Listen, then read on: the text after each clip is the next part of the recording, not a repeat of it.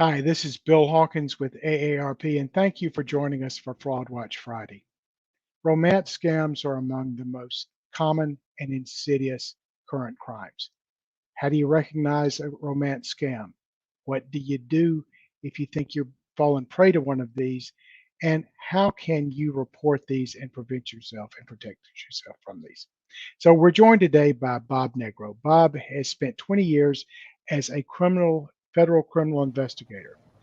Bob is also a 5-year volunteer with the AARP Fraud Watch Network. So, Bob, we know that, as the song says, love is in the air, but how do you recognize a romance scam, and what what how do these things work?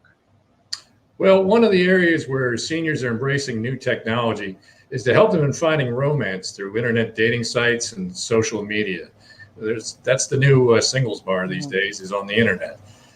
Scammers are taking advantage of this setting by setting up fake profiles on dating websites to lure people in.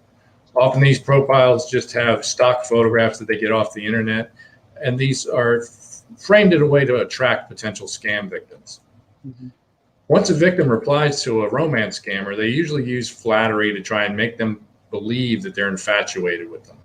The scammer will quickly try and get the victim off a dating website and onto a private platform like email or instant messaging or even the telephone, somewhere where they can isolate the victim. Once the victim's isolated, the scammer portrays themselves as needing money for an emergency or a medical issue or to fund travel to come visit the victim. They fill them up with this fantasy and then try and get them to pay for those things. The scammers are usually based overseas and they have no intention of ever meeting the victims. They're oftentimes not even the same gender that they claim they are on their profile. It's very common. The scammer's method of choice for payments from the victim, they want something that can't be traced back to them. So they go with the old scammer favorites, prepaid gift cards and credit cards.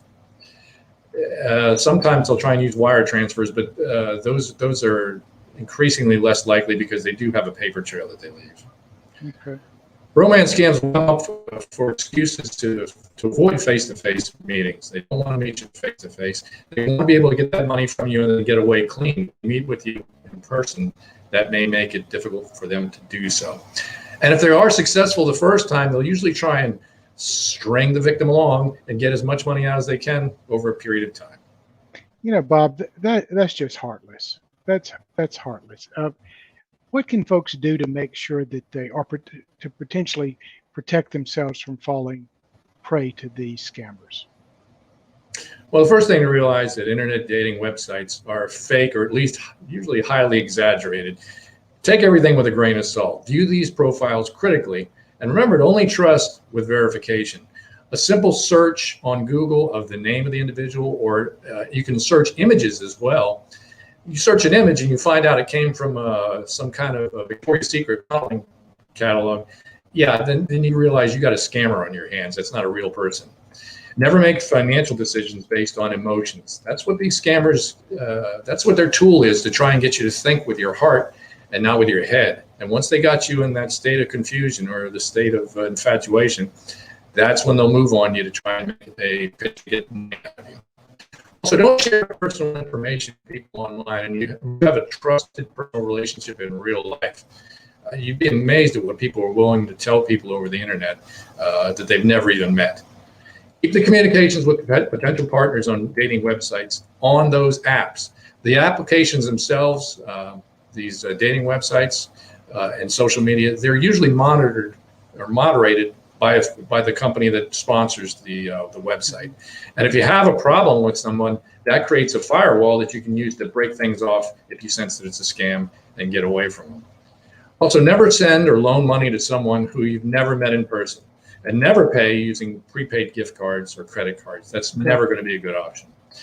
If you do coordinate to meet with someone face to face, just use common sense. Set up the meeting in a public space, just in case it might be a robbery or assault situation. Correct. So if someone feels that they have fallen prey to one of these scammers, what do you recommend they do? Well, I would say, first of all, if you are using a dating site or a social media site, I would report that person to that website operator so they can go ahead and suspend or bar these people from that website. So it's going to make it harder for them to victimize somebody else in the future. Also, if you lose money to a romance scammer, that's a crime. You can go ahead and report it to the local state police, the FBI, or the appropriate authorities, such as the Federal Trade Commission at reportfraud.ftc.gov. You can also keep up with these latest trends on like the romance scam and any other scam on the AARP Fraud Watch website. And we've got that running on the bottom here. So Bob, that's some great information. Thank you so much for being with us today and sharing that. Thanks so much. Thank you, Bill. We're going to wind up with a video where we'll talk about some of the upcoming events we have coming with AARP. One of them is a movie that's coming on Friday evening. Want you to take a look and see if you're interested in that. And also there's information about vaccinations and upcoming classes we have. So we thank you for being with us, and we'll see you soon.